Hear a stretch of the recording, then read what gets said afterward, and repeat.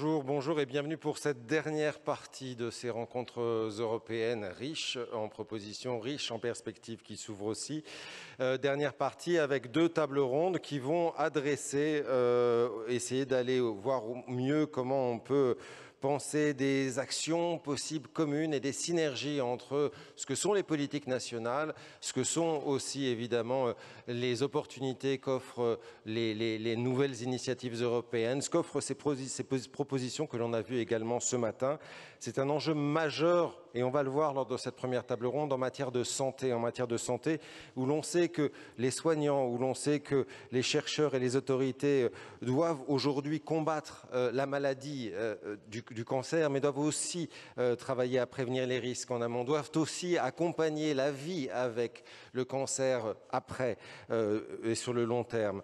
Ils doivent aussi travailler à lutter contre les tumeurs les plus fréquentes et, on l'a vu ce matin aussi, travailler à accompagner ceux et celles qui se retrouvent confrontés à des cancers de mauvais pronostic, qui se retrouvent confrontés à des cancers pédiatriques aussi. Et donc, ça suppose d'avoir une prise en charge qui est de plus en plus large, de plus en plus complexe à mettre en œuvre. Et pour cela, l'action communautaire, l'action européenne peut être utile. Et pour cela, les propositions présentées ce matin peuvent apporter aussi des perspectives et des voies. On va voir justement comment cela est possible et comment il va être possible de mettre en œuvre concrètement sur les 18 mois de cette présidence et dans les différents pays ces inspirations et ces actions. On en parle tout de suite avec nos intervenants.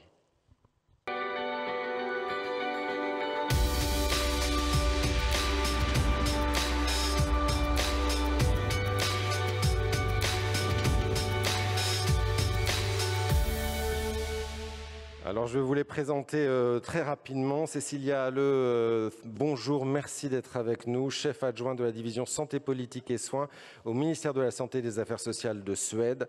Nous avons aussi avec nous Vlastimil VÁLEK, bonjour, vous êtes professeur de radiologie, vous êtes ministre de la Santé de la République tchèque. Nous avons avec nous John Ryan qui était ici hier pour la masterclass, directeur général adjoint de la DG Santé Sécurité Alimentaire à la Commission européenne, et Norbert IFRAH est avec nous, président de l'Institut national du cancer.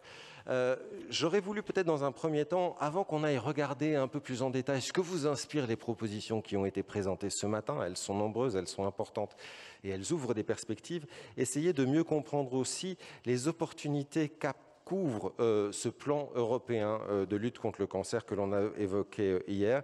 And I would like to start with you, John Ryan, on that, and with that beating cancer plan you presented yesterday. You presented the scope of the plan, the agenda of the plan, and we know cancer has many challenges to come and to face. We viewed quite a lot of them in the today and yesterday, and this European plan is not the first one to come out of the box, I would say. You pointed yesterday it's an unusual animal. Why is it important to have such a coordinated plan to face the challenges to come, and why does it need that of an unusual animal?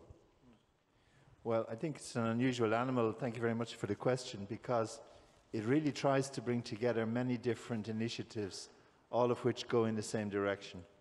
So it's not a public health plan, it goes beyond public health. I explained yesterday that there are many legislative changes, for example, carcinogenic substances in the workplace.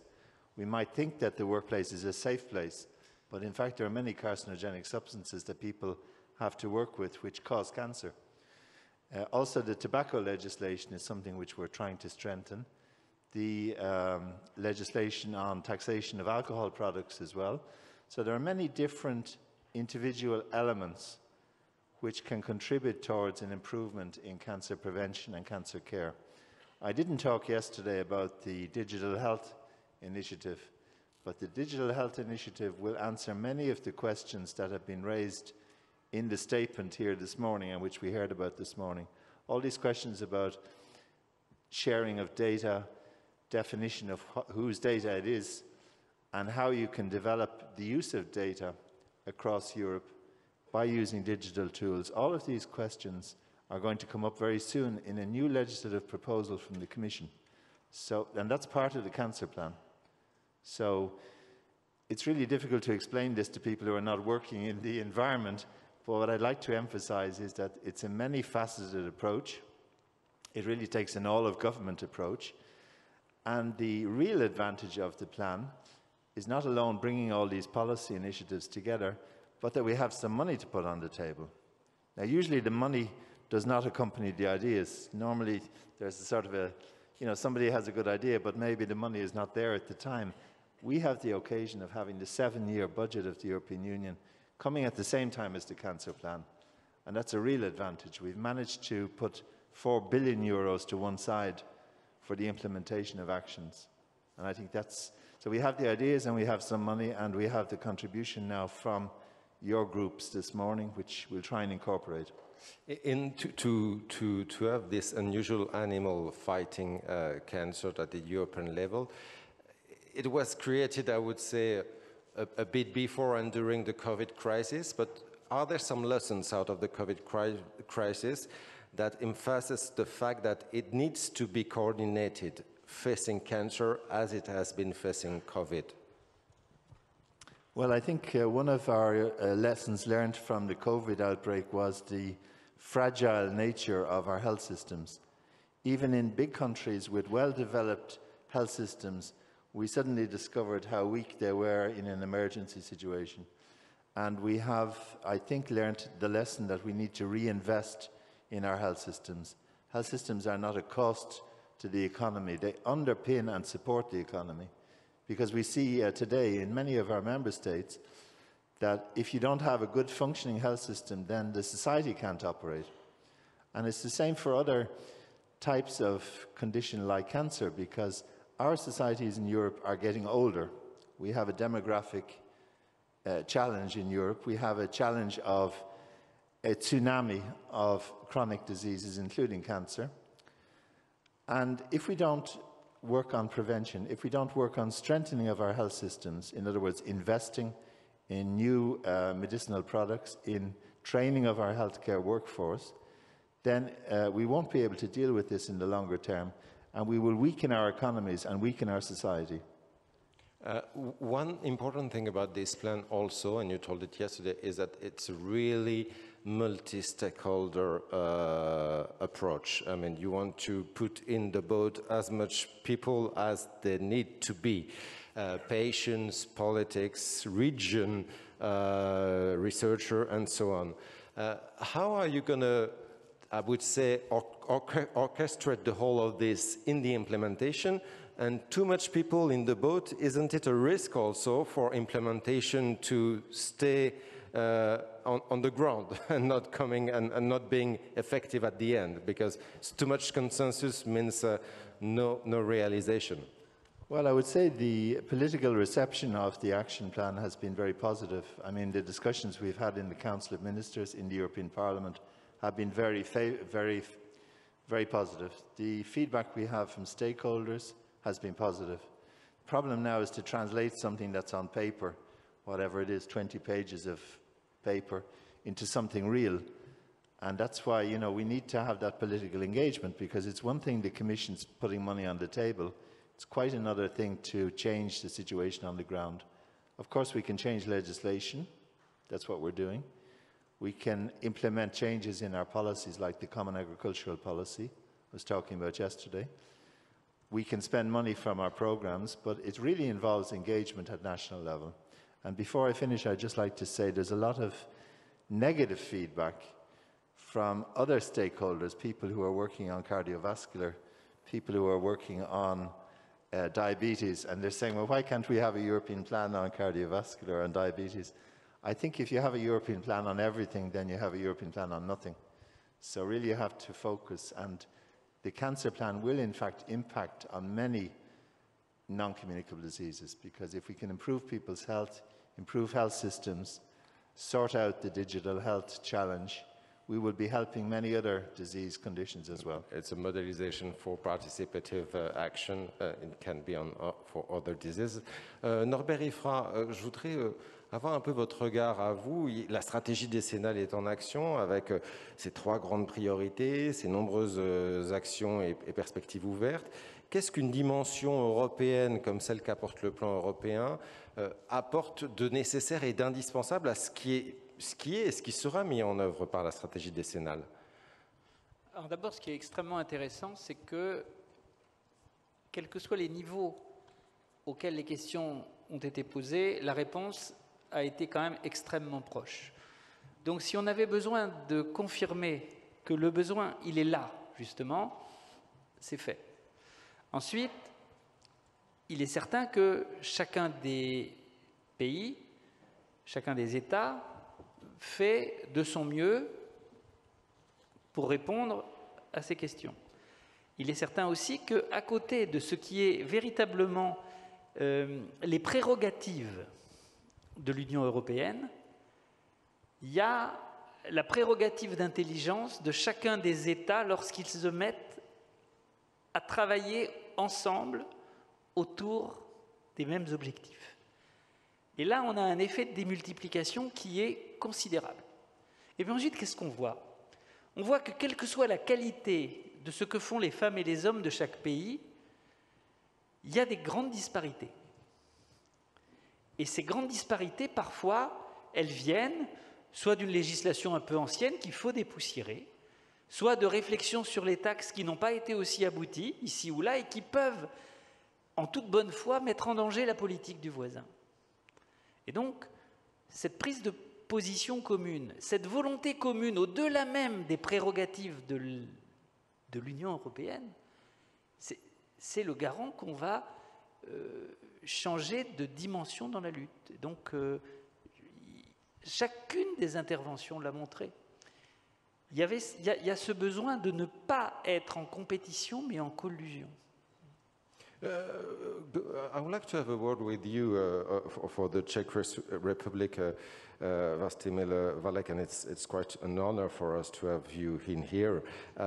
Czech Republic has a strong tradition of investment in cancer care. You have, you're one of the very first countries to have a national register for cancer in the world, not just in Europe. You have 18 complex oncology centers. You have HPV vaccination for children for quite some time, and a strong political also prevention, we might speak about it. Yet you stand as maybe what can figure like representative of the smaller country of Europe, I would say, comparing to France maybe.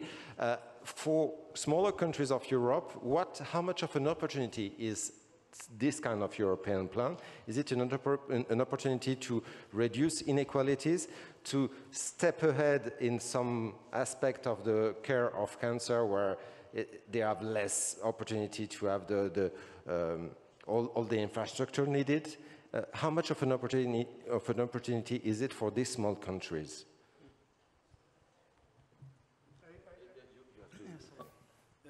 Thank you for the question. You are right. The register and the screening programs are one of the oldest in the world, and it's working very well. The problem is that there are different ways in Europe how to do it. There are different register, different screening programs, and I'm very happy that exists such an initiative and that start France cooperation and some idea to cooperate concerning these programs and to do something together concerning health in Europe. I think CERN is a good example. If exists cooperation, the European research could be extremely strong, powerful. And same problem is patients, cancer patients. Cancer is growing, number of patients is growing. There are problems with prevention. There are a lot of risk factors, different risk factors. And there are big differences between countries. If you compare, for example, two countries which are close together, Hungary and Czech Republic, in Hungary they do totally different system like in Czech. And it's necessary to have some expertise, it's necessary to have some support from Europe to compare this program, to compare quality of this program, because we have to offer to European population, to inhibitors, to children, a better future. And with top quality prevention, with a lower number of risk factors, and with concentrated register, European register, it's impossible to do it. Without such a register, it's impossible to do some program. And what we expect as a Czech Republic, because our programs are good, we have very good working screening program, but without chance to compare the data, without standardization in Europe, we cannot expect any progress even in Czech. So therefore it's necessary for us also. Same question maybe to Sweden and you, Cecilia. Sweden is also very implicated in cancer. I mean, the three countries are countries which are really fighting hard against cancer. 3% of your budget is going to research and development in health, not just in cancer, but that's huge. You have 21 regions, so it's a kind of mixed situation in Sweden. What can you expect? What are the opportunities of this European plan for a country like Sweden? Thank you. To start with, Sweden has had a national cancer strategy for more than 10 years, and in the beginning we met the same arguments that why do you have a national cancer strategy, why don't you have it for a cardiovascular disease and so on. But they are quiet now because it's evident that you need a coherent strategy. Anyway, cancer has been a top priority, and we are of course very happy for the European cancer strategy. I think there are plenty of opportunities. As you say, Sweden is a small country, 10 million inhabitants, and many people live out in the countryside. So for us, it's evident that we need coordination and cooperation in a complicated field as cancer research and cancer care. We have excellent cancer research in Sweden, we have excellent cancer care, but for us, for Sweden as a small country, it's absolutely necessary with cooperation. So for us, this is very natural with the EU cancer plan. Even cooperation in between, not just like Vlastimil said, cooperation with countries, cooperation inside the country with the regions. This is a major issue for you. So we see that on voit qu'il y a bien des enjeux différents qui s'expriment à travers vos différents pays sur l'opportunité de ce plan européen. C'est une dimension de la manière de faire action commune. Il y en a une autre, bien évidemment. Ce sont les propositions de ces groupes de travail. Et je voudrais qu'on prenne un peu de temps pour s'arrêter dessus et avoir vos ressentis à travers les groupes, et notamment deux de ces groupes qui ont été le groupe sur la prévention et le groupe sur le retour au travail. Il y a apparaît un défi commun qui est partagé par beaucoup pour les années à venir, c'est celui de créer ce continuum de soins et d'accompagnement qui va de la prévention des risques à la vie après le cancer, où il faut soigner le malade, mais aussi prévenir le citoyen et soutenir le survivant. Et du coup, c'est tout d'un coup une mission qui est décuplée pour l'ensemble des acteurs et des systèmes de soins. Ce sont des enjeux majeurs qui sont portés là-dessus. Norbert IFRAH, en quoi finalement là-dessus, c'est vraiment deux des trois axes principaux de la stratégie décennale, hein, le suivi après cancer et la prévention. Qu'est-ce que vous retenez un peu des propositions qui ont été faites ce matin dans ces deux groupes-là qui relaient ça, et en quoi là aussi l'échelle commune, sinon communautaire, peut apporter un plus à ces deux problématiques qui relèvent beaucoup de problématiques très nationales? Alors, d'abord, quand on met en évidence ces deux questions, ces deux sujets, et qu'on les sort, on voit qu'on est en plein dans la dimension sociétale du cancer. On n'est plus dans une dimension technico-technique, médico-technique. On est vraiment devant la société qui répond à un problème de société. Et qui ne répond pas. Qui essaye d'y répondre et qui la prend du début à la fin, c'est-à-dire de la prévention à l'accompagnement dans l'après-cancer et la lutte contre les séquelles. Et c'est ça qui est le message. Alors si on regarde sur les éléments de prévention, moi je suis frappé, d'ailleurs à cet extrême comme à l'autre, par l'extrême homogénéité des besoins qu'on pourrait presque recopier du plan Cancer Europe et de la mission Cancer Europe vers la stratégie décennale, ou l'inverse, peu importe, c'est vraiment les mêmes questions. Et ensuite, on voit que ce sujet, il préoccupe chacun et qu'on n'a pas tout à fait les mêmes réponses. Alors pourquoi est-ce qu'on n'a pas tout à fait les mêmes réponses? D'abord parce qu'on n'a pas forcément les mêmes incidences, parce qu'on n'a pas les mêmes coutumes, et parce que aussi, parfois, il y a des questions qui paraissent insolubles dans tel pays et qui sont très faciles pour tel autre. Vous voyez, si on prend une des difficultés que peut avoir le pays que je connais le moins mal, qui est celui de la littératie en santé et d'amener vers le dépistage un certain nombre de groupes de malades qui sont progressivement exclus, je dirais, du flot qui a toutes les facilités. Il y a souvent des personnes qui sont issues de minorités sociales, ethniques, etc. Elles sont probablement, ou sans doute, suffisamment rares dans ce pays pour que nous n'ayons pas compris les codes qui nous permettent de les atteindre, de les convaincre et de comprendre leurs réticences. Mais ce n'est pas parce qu'elles sont rares dans le pays A de l'Europe qu'elles sont rares dans tous les pays de l'Europe. Et donc nous pouvons apprendre des recettes qui ont marché dans un autre pays et contourner ces difficultés. C'est en ce sens que ce sujet de prévention est un sujet qui est très important, mais c'est un sujet sur lequel la réunion de l'Europe, à travers tout ce qui vient d'être dit, peut permettre vraiment de franchir des étapes. On a vu, bien sûr, il y a les sujets de confiance, on l'a vu évidemment avec les vaccinations actuellement contre la pandémie, mais il n'empêche qu'il n'y a pas que ça. Comment atteindre, comment convaincre, comment vaincre des réticences culturelles? Mais je crois que là vraiment, pour ce qui est de la prévention, dans ces messages-là, il n'y a pas que de la culture, il y a vraiment ce domaine de parler d'une manière qui va être audible. Et ça, on peut s'entraider. Et si on est sur l'accompagnement dans la prévention cancer, on voit que là, il y a des pays qui ont avancé différemment. Il y a clairement un besoin ici de législation, ici de dialogue social, ça a été très bien dit ce matin. Mais il y a besoin de ces messages communs. On le voit. Et là, il y a besoin aussi de ne pas aller redécouvrir, pardonnez-moi, surtout quand on parle de l'Europe, l'Amérique à la nage. Il y a un certain nombre de choses qui ont été trouvées, qui ont marché dans tel ou tel pays. Il faut absolument les mettre en commun pour ne pas perdre de temps et pour pouvoir capitaliser dessus et avancer. Sur le retour au travail, par exemple, et l'accompagnement, nous, on a eu la chance, en France, de travailler avec les entreprises qui ont fait leur propre charte avec nous.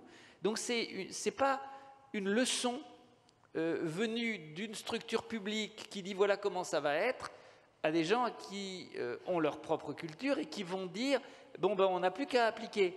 Ça, c'est juste un non-sens.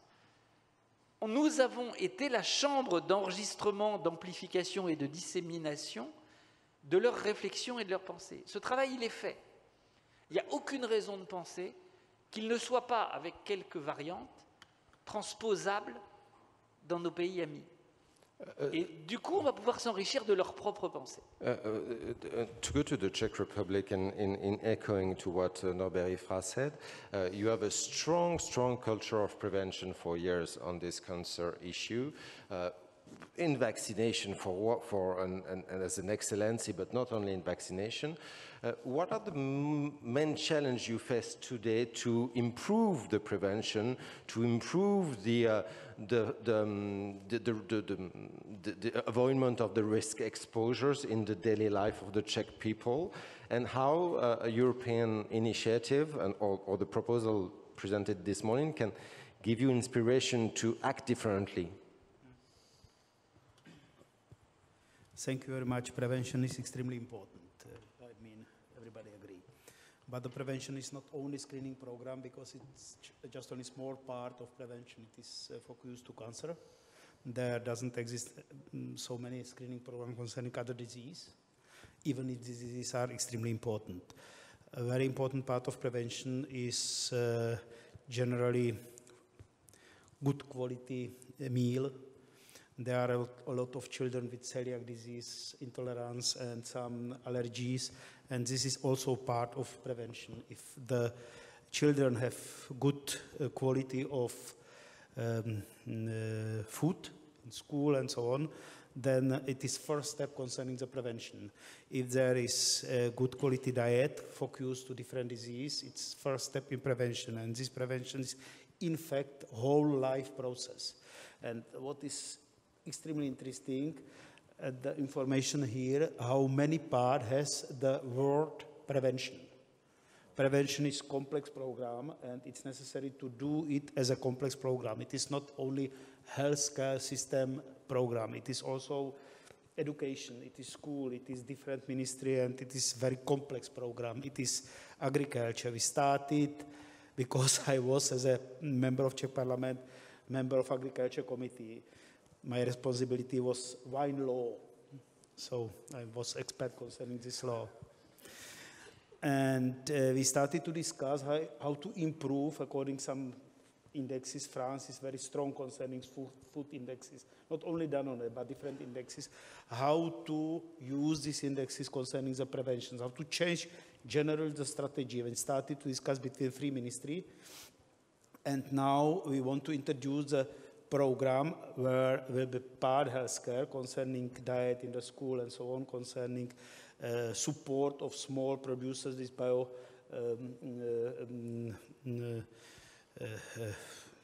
to say yeah, and how to support with health insurance companies.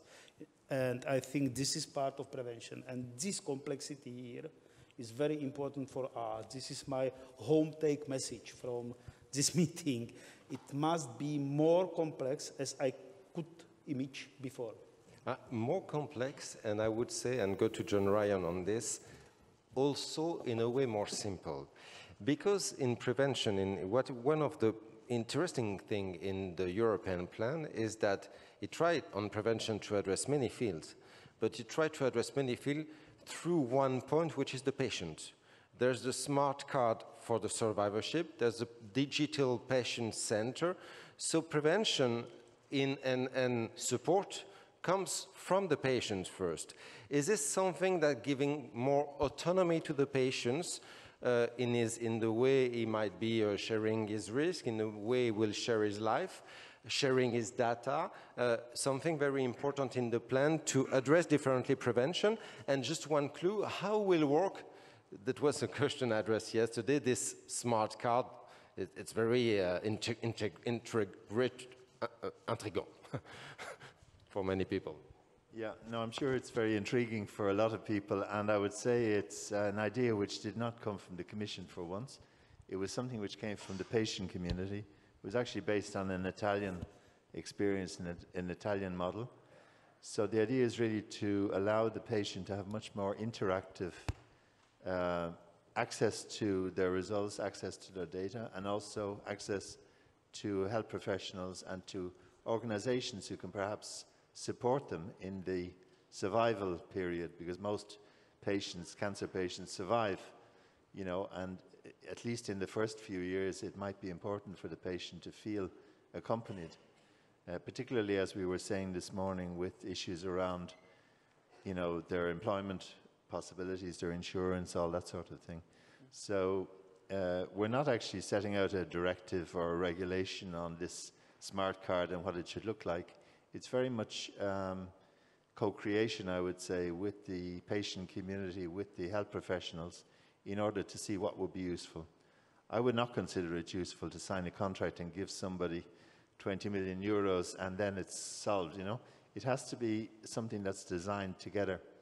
And making use of the digital health initiative, which I mentioned is coming this year, this will enable a much greater sharing of data, of patients' data, with their consent. Huh? So these are all questions which are still in the mix, as we say. Cake is not yet baked, but at least we have identified this as being an area of work where we need to. But is it through this initiative, through the Patient Digital Center, a different way to address support and prevention with the patient and from the patient also? Yeah, I think the prevention tools and prevention support is something different, because we're talking about patient data and patient smart cards, whereas prevention is really something before you become a patient, I would say. And I was very struck by what the Minister was saying this morning, I agree with him 100%. I think putting a label on something and then forgetting about the problem is not the way forward. I am actually very impressed when I see kids in the street protesting to fight against climate change. I'm very impressed with the engagement of young people around Europe when I see them marching and staying off school. I'm not sure if they should stay off school, but anyway, they're really engaged politically for climate change. And that shows that, you know, a certain group in the population have really become sensitive to the future of the planet. What I'm saying is, for me, a success would be if we could convince people that they should be concerned about their own health, and they should be asking us to do something on their own health, on cancer, on cardiovascular disease, on other diseases. And, you know, the experience with COVID, I think, is really instructive, because a lot of people are accepting the public health measures, but a lot of people are not accepting the public health measures. So I think we've got to be careful and learn the lessons for the future of the cancer plan, that it's not us giving instructions to people, but people have to take ownership of their health, ownership of their own prevention, as well as whatever we can do at the government level. You see what I mean? Cecilia, in Sweden you have a prevention issue, major prevention issue on alcohol, on tobacco, and try to fight a lot. Like Olivier Véran said this morning, we have to reload the prevention tools because they're not working if we keep on doing the same thing. What is the vision in Sweden of that, and do you try to have new initiatives to address these prevention issues? Well, this is, I think this is one of the most... We don't know it's working, but you have to put the mic... I guess it's working, but you have to put the mic close to the... close to you. Now it's better? Yeah, yes. That's better. Well, prevention is about behavioral change, so I think it's extremely complicated challenge. We are working hard with non-smoking campaigns, less drinking, alcohol, obesity, physical activity, but as you said, John, it's not particularly for cancer, of course, it's for many diseases. So I don't think we have solved this challenge in Sweden, but we're definitely giving it high priority and working on it. Un autre enjeu, I'm back to French, un autre enjeu fort qui revient à travers les propositions de ce matin, on le voit, c'est l'accompagnement un peu des risques et de la vie avec le cancer, et puis c'est la prise en compte de ce qu'est le combat contre la maladie aujourd'hui, qui pendant longtemps a été le combat contre quelques grandes tumeurs. Et aujourd'hui, on le voit, sur ces grandes tumeurs, on va dans de la médecine de précision, donc on a derrière ces grandes tumeurs plein de petites cas individuels qu'il va falloir traiter, et puis on a les cancers de mauvais pronostic, on a les cancers pédiatriques, qui sont à chaque fois des situations qu'il faut prendre en compte de manière plus individualisée aussi, et sans laisser ces malades un petit peu sur le côté un peu du système de soins. Il faut pouvoir les prendre en charge, leur assurer une qualité de vie, un accès au traitement, et on le voit, c'est aujourd'hui compliqué d'adresser la diversité de ces situations et de ces prises en charge. John, this is also a field where the European Plan wants to be active through platform, through network, like the UNCAN, like the Cancer Imaging Initiatives. You want to try to address the different figures of cancer and different figures of the fight against cancer, whether it's reluctant or non-reluctant. How such network could boost the development of new pathways to this reluctant, this pediatric cancer, where it's so difficult to open the door, I would say? Yeah. Well, under the Cross-Border Healthcare Directive, which was adopted a couple of years ago, we tried to find ways to help countries to cooperate in healthcare. And one of the initiatives I'd like to mention here is the European reference networks, which actually bring together groups of doctors and hospitals, not ministries, but doctors and hospitals, on a specific disease. And we have just extended this network quite considerably. So it's supported financially from the European budget, and it's voluntary. So it's the hospitals who want to who participate. And I must say, one of the biggest complaints is we don't give them enough money, because this is on top of their normal work. And our support is rather economical, shall we say. So I think in the future we may have to consider how we can invest more to support this on the long term. But I know that the results of this type of networking is very good. Also in the area of rare diseases, there's a huge added value to countries working together. Not so much countries, but organizations and health professionals working together. And this can also be of benefit, for example, on screening, because we already have networks on cancer screening in different areas, colorectal, cervical, breast cancer screening. And the fact that people can talk to each other, the Swedish can give their experience, the French can say what worked in France. This is very much the networking that we like to support. And not sort of imposing a solution through a regulation, but allowing people to talk. And then when there is consensus, we can transform that into a recommendation, for example. That's the way it works. You create places for intelligence and expertise to meet and not solutions, but that they will create the solution in these places. Cecilia, what inspired you in the proposal from the pediatric group and from the poor prognostic group? I know you were quite sensible to what was said in this group this morning. How does it echo to the Swedish situation you might have and the difficulty you have to face this type of cancers? Yeah, you're right. This is, I think, it's very significant for the Swedish... If you can put the mic closer. Sorry, I forget. And also I have this shield. No, but it's a part that we are very engaged in because it deals with the data, that we have to gather data that many of us have been talking about here. We have also the new techniques, I would say. So we have great expectations in the new possibilities that the development of new technologies and in genetics and also in data science and fields like that. We hope that this development will help us to be better in early detection and will help us or maybe force us to approach diagnostics, treatments, reimbursements in other ways because of what it will bring to us and to do with diagnostics and care, actually. So I would say the new technologies in genetics and data science will mean a lot for these fields, especially. Yeah, and you have a big expertise center in Sweden on these fields.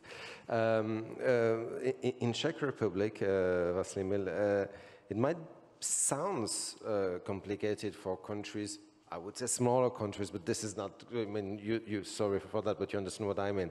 Actually, where the infrastructure are less important, actually, even though you have 18 centers dedicated to cancer in Czech Republic, which is quite a network, actually. But to have the structure, to do the research, and to do the caring for people who suffer from this pediatric cancer, from this poor prognosis cancer. Gilles Vassal told this morning how much clinical trials for pediatric cancer are important, and sometimes you have to travel a long way to get to the clinical trials and to find a good doctor and the good medicines. What difficulty do you face in countries like yours to address these issues of poor prognostic or pediatric cancers? And what can you expect from collaborative actions for the other countries? Pediatric cancer or children with cancer, it is very, very painful issue. There are parents, there are expectancy, and to treat children, it's not easy way. And the children expect longer survival, like old people. Quality of life is extremely important issue when we discuss about children with cancer, and there is many social factors and psychological factors. So there are two big centers in Czech, in Prague, in Brno. My friend, Professor Sterba, is chief of this. I am radiologist in this department. And there are, I think, two expectancy and two issues. First, not all studies are available in small countries. In Czech are not available, for example, any genetic studies. It is necessary to open the door to each country, even small European country, for each study. because we are responsible as a politicians to offer to our children in Europe chance to be part of each European study, even if they are living in small city, in small country. The second problem, some rare tumor, as you mentioned, are really rare. Typical example could be some kind of eye tumors, melanoma, and there are only a few centers where can they do chemoembolization of this tumor. Doesn't exist in Czech. We started. Doesn't at all. It's not available because there are only a few tumors and it's necessary to be very skilled. You must concentrate patients. It's necessary to have a lot of patients if you want to have good quality result. It's related to interventional radiology, it's related to surgery. So I think we have to open door for each European child in these centers. The rule must be same, even if you are living in small European country, because we are Europe. We are not Czech, France, Germany, Hungary. We are Europe. And we must step by step build Europe and slowly open door. It's not easy way, but slowly open door, for example, for children with rare tumor, for example, for children with Does it mean that we need to put centers in all the countries? No, for that? But must be easier if you want to send these children to such a center. Must be easy to get information where is such a center, where you can treat such a patient with very rare disease. And I think it starts to do European Union, it starts to do Commission. And it's necessary to say thank you very much. And this is what I expect in the future. John Ryan, maybe one word about what was said and how the comprehensive center can answer that also. Yes, well, the idea of the comprehensive cancer centres, again, might not make sense for countries with well-organised, well-resourced health systems.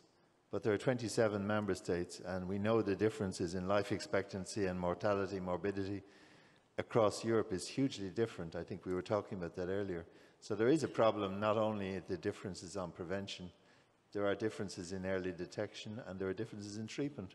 So anything we can develop as part of the action plan, as part of the cancer mission of the research program, to try and identify ways of helping to reduce these differences is really important.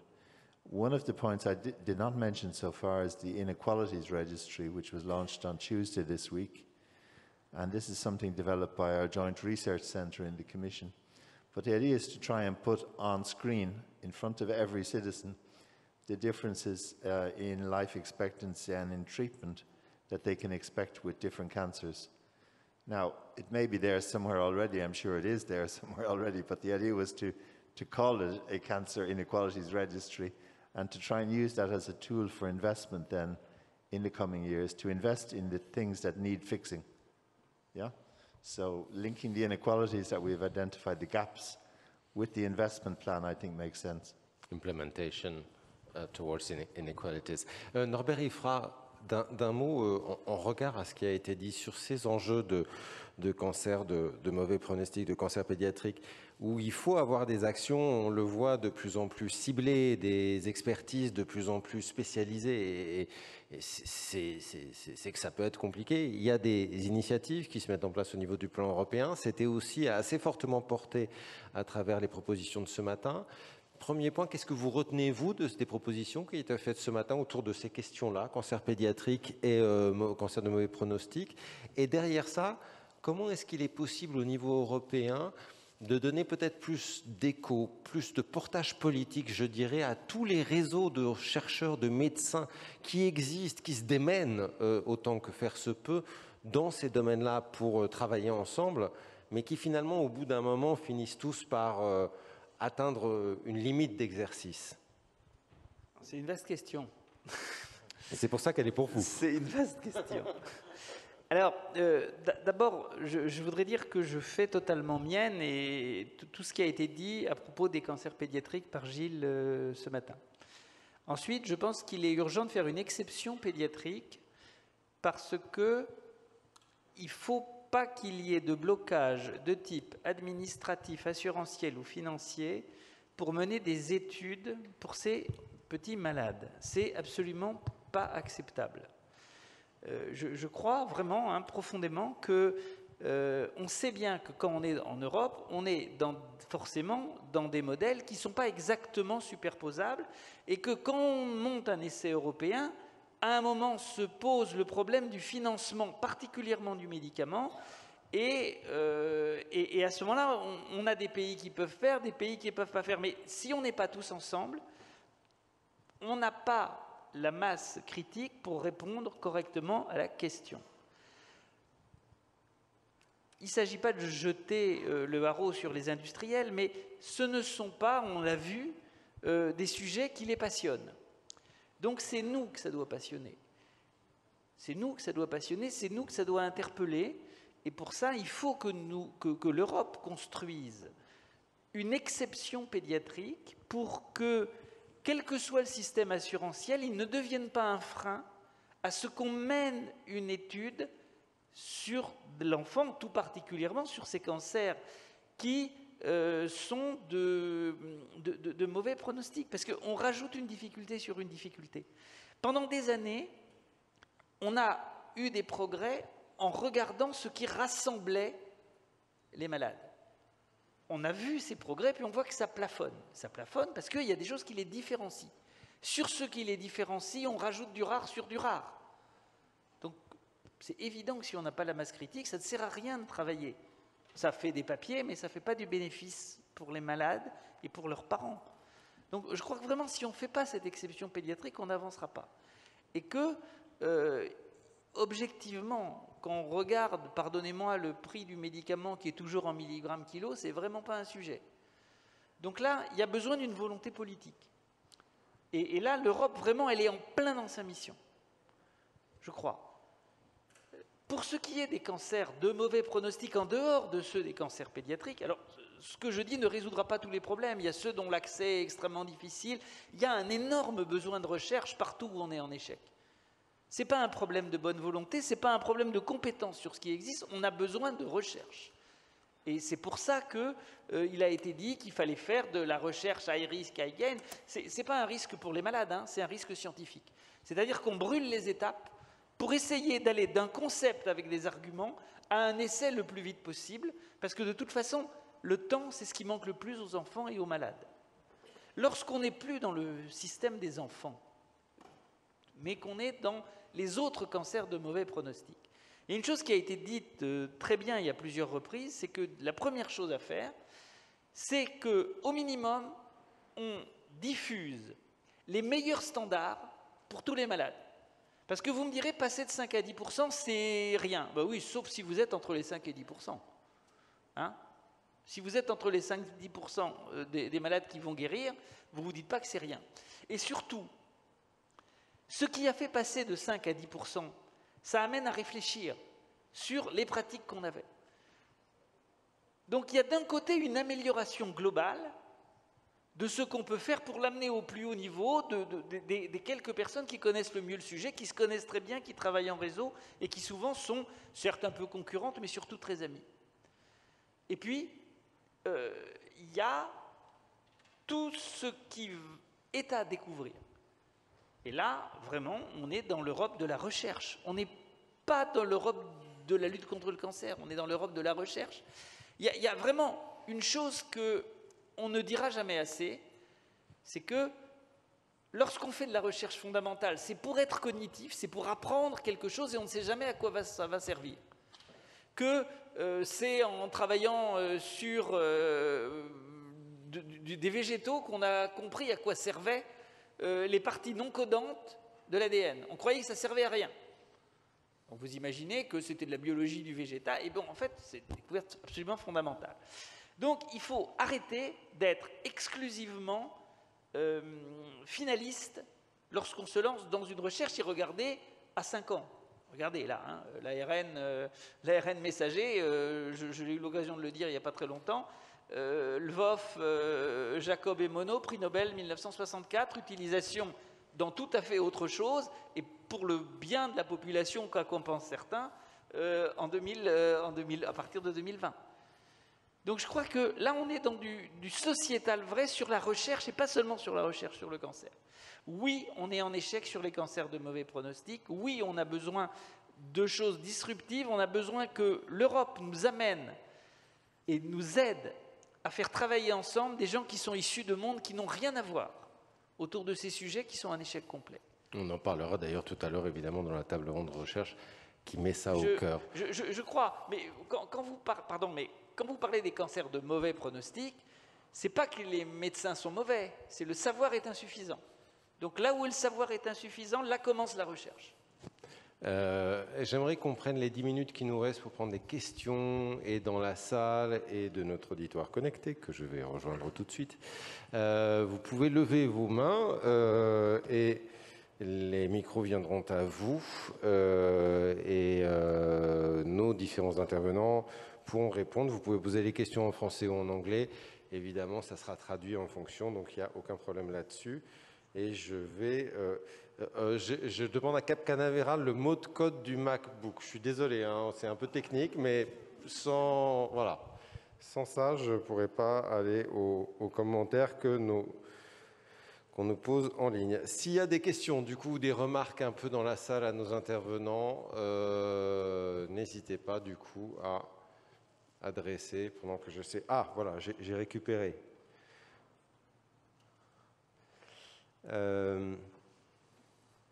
Oui.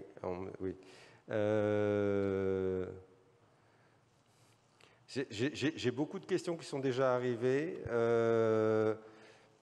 Comment financer les nouvelles innovations numériques dans le cadre de la perspective de la lutte contre le cancer? Est-ce qu'il y a une partie consacrée à ça au sein du plan européen, John? Is there something about this digital innovations, and not innovation with the digital ways and solutions, but digital innovation themselves and technologies associated in the European plan? So in the current cycle of the Commission, there are a number of flagship projects. Cancer is one of them, but another one is Digital Europe, and that has a sub-chapter on digital health. Digital health, which we're proposing at the moment, will be legislative. In other words, we'll be proposing legislative changes to improve the collection and exchange of data on health. But more generally, there's a Digital Europe program, which includes a whole series of initiatives for benefiting society with the new IT possibilities. And of course, many of these apply in health. So there is a budget actually attached to the Digital Europe program. And also in the research program, there is also a component relating to improvement of IT and digital applications. So I would say there are many possibilities there. I would just say that as part of the Recovery and Resilience Fund, which was launched after COVID, well, we're not finished with COVID, of course, but it was launched during the COVID outbreak. This was a way to try and help countries build back better from the COVID experience. And I might just say that so far, the member states have asked for 8 billion euros in funding for investing in their health systems. So I told you that the cancer plan has reserved 4 billion euros in total for the entire cancer plan. But through the Resilience Fund, 8 billion euros have been taken and used often for digital improvements in infrastructure, for example. So there are many, many different funding sources there that can be used if countries organize themselves in time to benefit, you know. There's a question about, I don't know the word in English, une question au sujet de l'Europe ultra-périphérique. Alors, y compris les Outre-mer français, mais pas seulement, il y a une inéquité flagrante d'accès à l'innovation. Y a-t-il des axes, des actions à mener par le biais de l'Europe pour travailler sur ces inégalités dans ces territoires qui sont ces territoires dits ultra-périphériques? Alors, c'est beaucoup la France, hein, mais il y a le Portugal, on a aussi... il y a d'autres pays d'Europe ont aussi ces territoires-là. Still to you, John. Yes, in fact, there is actually a focus in Europe on ultra-periphery societies, and we have a strategy which is coming out in the coming weeks, specifically focusing on this. And one of the challenges we had was, how do you develop initiatives for those regions when they are not normally part of our discussion? So we don't normally have participants from the dom-tom, for example, in our meetings, and therefore we don't know what their specific needs are. We deal normally with Paris or Berlin or Prague, but we don't normally have this daily contact with the regions and with the islands, by the way, because they have their own specific needs. So this is why the Commission is developing a policy, and we're trying to find ways to encourage these regions to become more active and to use the tools which we have at European Union level to try and improve the level of their health, for example. There's a question that might be maybe occurring to addressing our Swedish and Czech guests is, do you have already a vision of the 2 or 3 priorities you want to have for your presidency on this cancer issue, each of you? Yes, you and Sweden. Specific priority out of what's going to be done by the other ones, I guess. I am happy that I can say that we want to continue France's priorities, because oncology is an extremely important issue. And as you know, young Gregor Mendel is from my city, from Brno. And so part of this priority will be genetic. And I mean genetic drugs, treatment, genetic studies, related not only to oncology. I think it is an extremely important issue. Second issue is general COVID. And we want to focus to changes mainly concerning long-term COVID, concerning some side effects like endovascular changes, like children COVID, like heart, and psychological and neurological aspect after COVID, because there is growing number of complications related to neurology and to psychology, and your Minister of Health is neurologist, so and these are 2 main issues. Also, we want, as a number 3 issue, discuss about general cooperation in Europe concerning new drug strategy. I think it's necessary to discuss. We can develop molecule in Europe, but we are, according to my experience, not effectively produce European drugs related to personal medicine. So this third issue is also very important. And I hope we will discuss with colleagues from Sweden that it's necessary to continue. I think half year is not enough to do some deep changes. So therefore must be very close relationship and very close cooperation between countries. And I'm very happy that exists such a relationship and cooperation with France presidency, and we can continue these ideas in Czech, and I hope we will get support in Sweden also. Thank you. Yes, and for Sweden, Sweden is the last one on the trio, so you have more time to fix out the priorities yet. Yes, no, but very short. We haven't set the priorities yet, but a wild guess would not be that equality will be on the agenda, because equality in cancer care